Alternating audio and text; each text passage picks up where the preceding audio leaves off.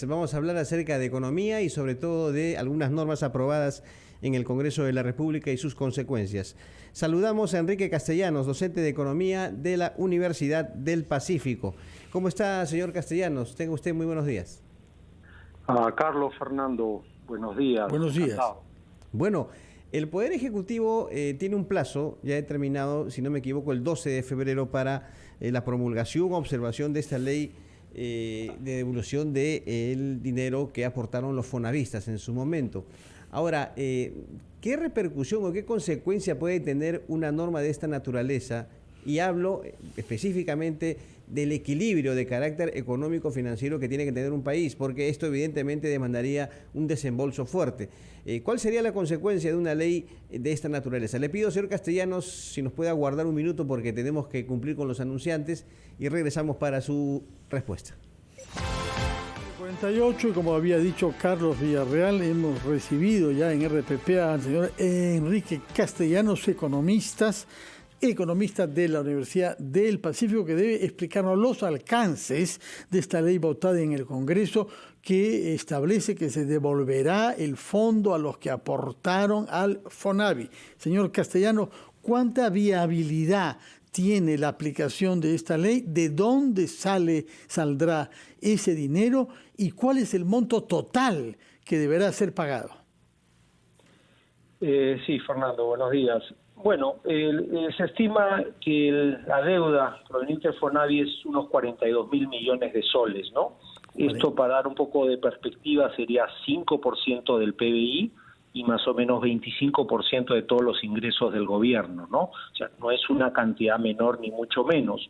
Por lo tanto, la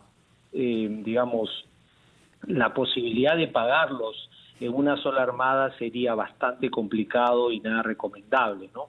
Lo que probablemente va a tener que hacer el gobierno es generar un cronograma de pagos para pagarlos en un periodo de 5 a 10 años, ¿no?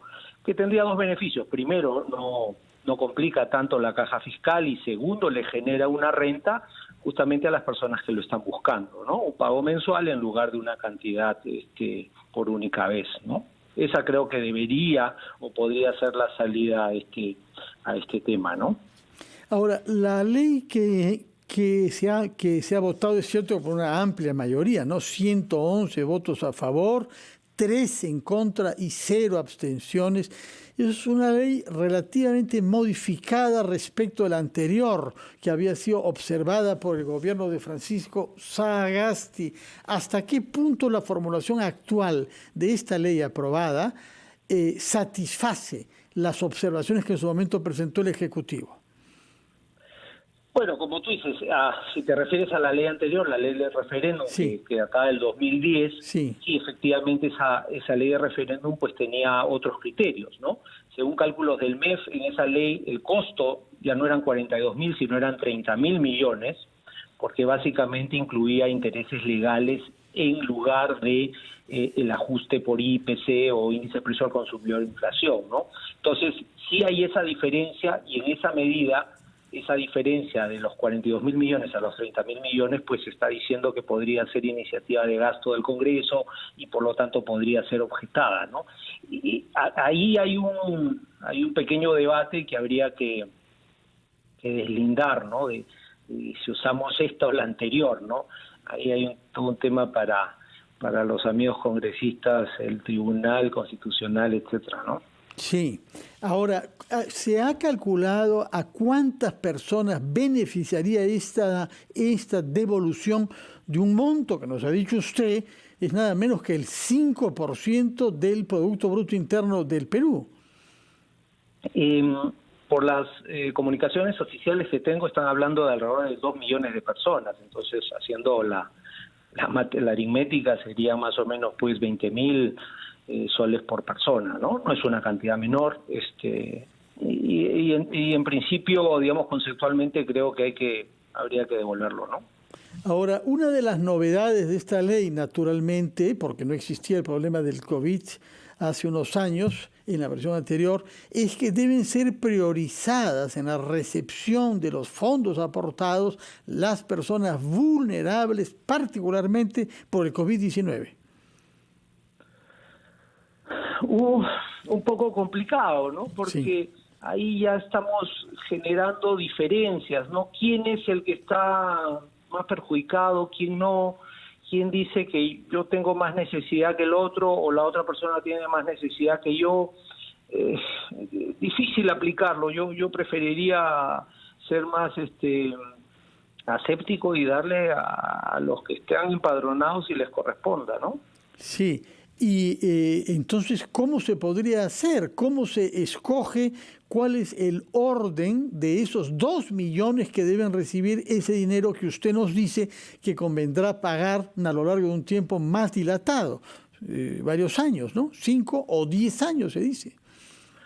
Sí, yo diría que si lo podemos, digamos, distribuir en el tiempo, se podría pagar a todos esos 2 millones en forma mensual, ¿no? O sea, si lo podemos pagar en 5 a 10 años, ya estamos hablando de cantidades mucho más manejables para el erario, ¿no? Para la caja fiscal. Ahí se podría pagar a todos al mismo tiempo. No habría necesidad de, como decimos, quizás priorizar, ¿no? Simplemente pagaríamos una cantidad mensual que eventualmente apoyaría quizás hasta de mejor forma a los fonavistas. Ahora, si me dicen no es lo mismo que me den toda la plata, que me den por partes, bueno, generémosle una tasa de interés ahí implícita, ¿no? Digamos un, no sé, 5%, estoy acá inventándome un número, y le generamos una renta para los próximos 5 o 10 años que, como digo, quizás sea más beneficioso a que reciban toda la plata de un solo golpe, ¿no? Usted ha hecho referencia a una de las objeciones que se ha formulado con más frecuencia: el Congreso no tiene iniciativa de gasto. ¿Cómo es que se ha respondido a esta objeción? Claro, o sea, es que hay todo un debate legal, ¿no? Porque al final habría una iniciativa de gasto si es que esta ley, con el cálculo, el ajuste del IPC, vota una cantidad de 42.000 millones versus la ley anterior, que según cálculos del mes votaba un gasto de 30.000. Entonces hay una diferencia de 12.000 que eventualmente podría ser interpretada como iniciativa de gasto, ¿no? Pero al final es un tema también sujeto a interpretación, no es blanco y negro, ¿no? Y sé que ahí hay varias posiciones al respecto, ¿no?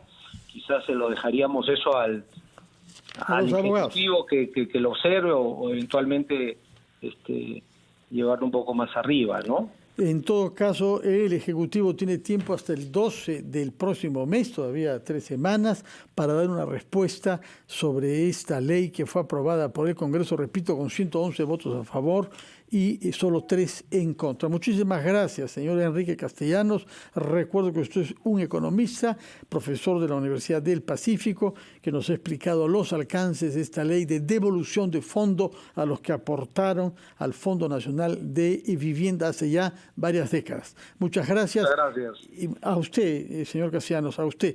Y muchas gracias y buenos días.